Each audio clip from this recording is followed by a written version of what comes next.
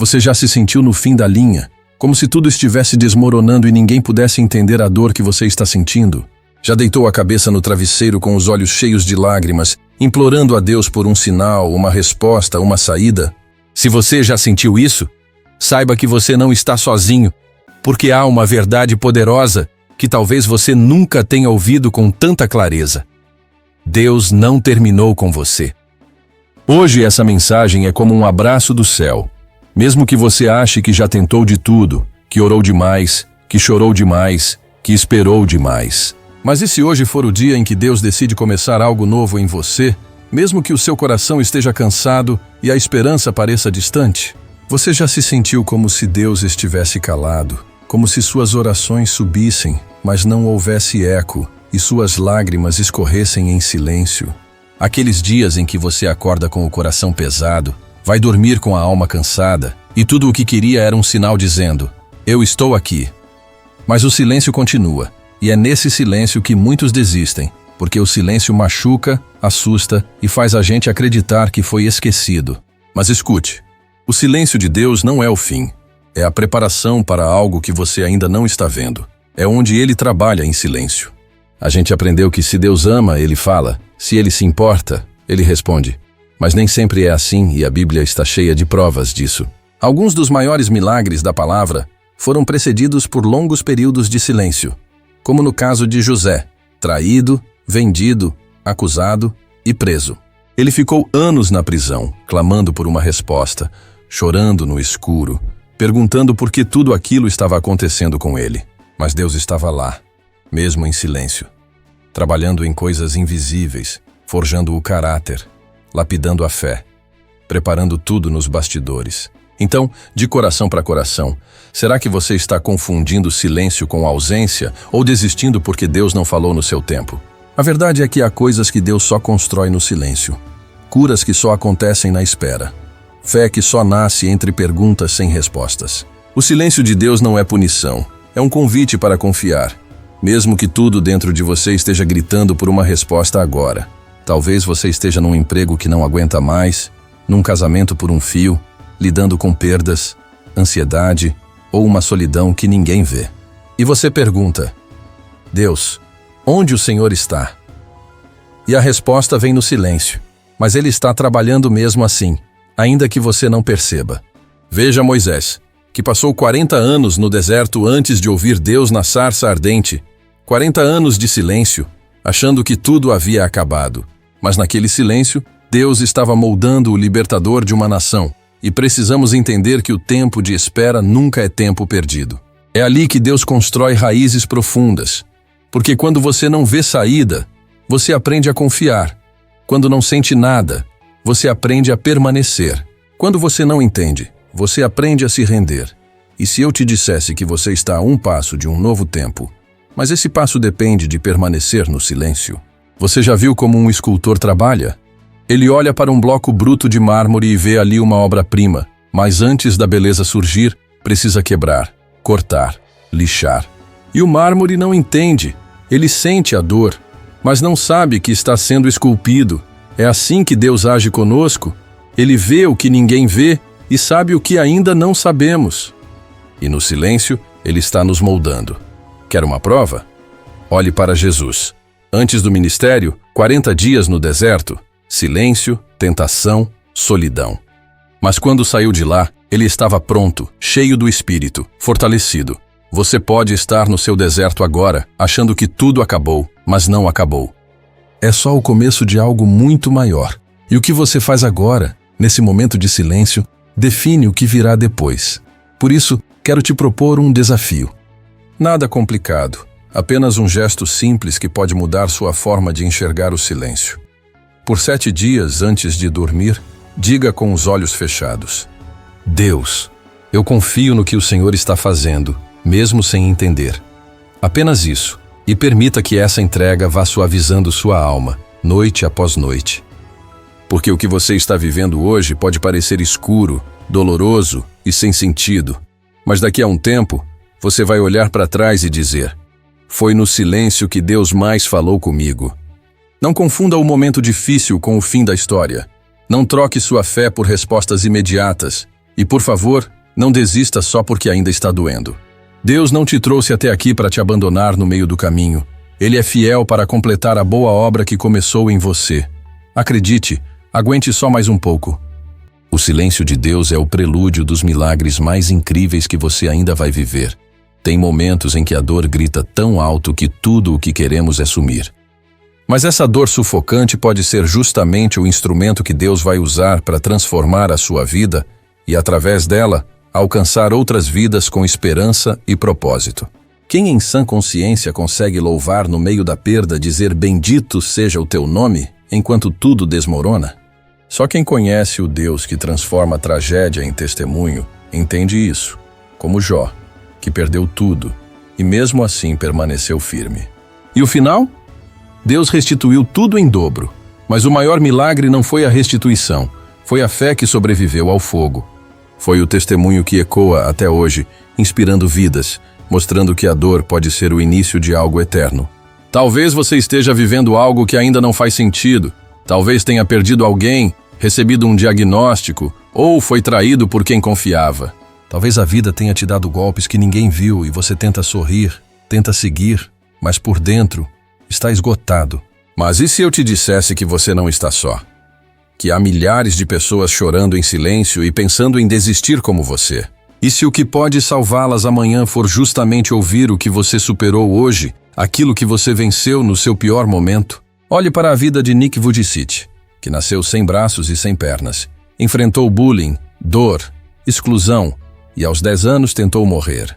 Mas Deus interveio e hoje Nick é palestrante internacional, tem família, escreveu livros e já falou a milhões em dezenas de países. Ele não desistiu no dia mais escuro, escolheu transformar a dor em missão, e isso fez toda a diferença para o mundo ao redor dele. Agora pense na sua história, nos dias em que você achou que não aguentaria, nas noites em que chorou, mas ainda assim acordou. E se tudo o que você passou for exatamente o que vai te fortalecer para levantar outros com sua voz, com sua história, com suas cicatrizes? Porque não há testemunho sem batalha, não há cura sem ferida, não há ressurreição sem morte, e a sua dor pode ser uma ponte de cura. Mesmo que hoje falte forças até para orar, apenas chore na presença de Deus, pois até seu silêncio Ele escuta e cada lágrima Ele recolhe. A Bíblia diz no livro de Salmos, capítulo 56, versículo 8, que Deus guarda nossas lágrimas num odre, nenhuma se perde. E Deus, o autor da vida, jamais encerra uma história na dor, porque os que confiam nele podem até chorar por uma noite, mas a alegria vem pela manhã. Respire fundo e escute. O que você está vivendo não é o fim da sua história. É só um capítulo, talvez o mais difícil, mas apenas um capítulo. E se você está esperando esse amanhecer, não solte agora, não pare agora, porque você pode estar a uma oração de distância da virada. E mesmo que essa virada demore, o processo vai te fortalecer para que quando ela chegar, você esteja pronto para vivê-la com profundidade. Faça disso a sua verdade. A dor que você sente hoje será o testemunho que vai transformar vidas amanhã. E se você tiver forças, ainda que poucas, escreva em algum lugar essa frase: eu não vou desistir, porque Deus ainda está usando minha dor para algo muito maior. Leia isso todos os dias, até que sua fé seja maior que o seu medo, até que sua esperança vença o desespero. Porque você não é definido pelo que sofreu, você é definido por quem te sustenta no meio do sofrimento. E esse alguém é o próprio Deus. O mesmo que transforma pranto em dança, cinzas em coroa, chão em plataforma, dor em propósito. Quantas vezes você já olhou para si mesmo e pensou: eu estraguei tudo? Quantas vezes se sentiu indigno de continuar ou tentar outra vez? Talvez você carregue um erro antigo, uma escolha precipitada, uma palavra mal colocada, uma traição, uma recaída, algo que mudou tudo. E desde então, mesmo em silêncio, você acredita que não merece mais nada de bom. Mas escute, você não é o que aconteceu com você. Você não é o seu erro. Você é o que Deus diz que você é. E sabe o que mais destrói vidas hoje? Não são só problemas externos, é a culpa interna. Aquela voz sussurrando: você não é bom o bastante. Você nunca vai mudar. Deus não vai te usar depois do que você fez. Você já ouviu essas vozes? Já se viu cercado por pensamentos que te fazem sentir um fracasso ambulante? Você não está sozinho. A Bíblia mostra que até os heróis da fé falharam. Pedro, discípulo próximo de Jesus, viu milagres, andou sobre as águas e negou Jesus 3 vezes. Mesmo assim, Jesus restaurou Pedro, não o rejeitou, mas o confiou a missão mais grandiosa: apacenta as minhas ovelhas, ou seja, cuide do meu povo. Porque seu valor nunca esteve nas suas conquistas ou nos seus fracassos, mas no amor incondicional que Deus tem por você. E se isso parece bom demais para ser verdade, eu te entendo. Porque o mundo te ensina que quem erra merece punição, mas o céu opera com misericórdia. O mundo olha para o passado, Deus olha para o seu futuro. O mundo te define pelo que você fez, Deus te chama pelo que você ainda vai ser. Você sabia que o apóstolo Paulo foi perseguidor de cristãos? Ele aprovava mortes, era temido, e mesmo assim teve um encontro com Jesus que mudou tudo. Deus não apenas o perdoou, o levantou como o maior missionário da igreja, e Paulo escreveu quase metade do Novo Testamento com sua vida transformada. Aquele que um dia destruiu, passou a edificar, porque Deus ama transformar quem o mundo já desistiu e levanta do pó aqueles que foram rejeitados. Então me escute, não importa o quão longe você tenha ido ou o tamanho da bagunça, Deus é especialista em reconstruir vidas quebradas. Ele não está atrás de perfeição, está atrás de coração sincero, um coração que diz: Deus, eu errei, mas se ainda tiver jeito, me transforma. E tem jeito, sim, sempre tem. Enquanto houver vida, há esperança. Ninguém é mais poderoso que o perdão de Deus, nem mesmo o seu erro. Talvez você precise se perdoar. Talvez o que te impede de seguir não seja o erro, mas o quanto você se puniu depois dele. É tempo de soltar isso. De olhar no espelho e ver alguém que está em processo, que ainda tem muito a viver, que pode cair, mas escolhe levantar e seguir adiante. Se você precisa de um sinal para recomeçar, aqui está.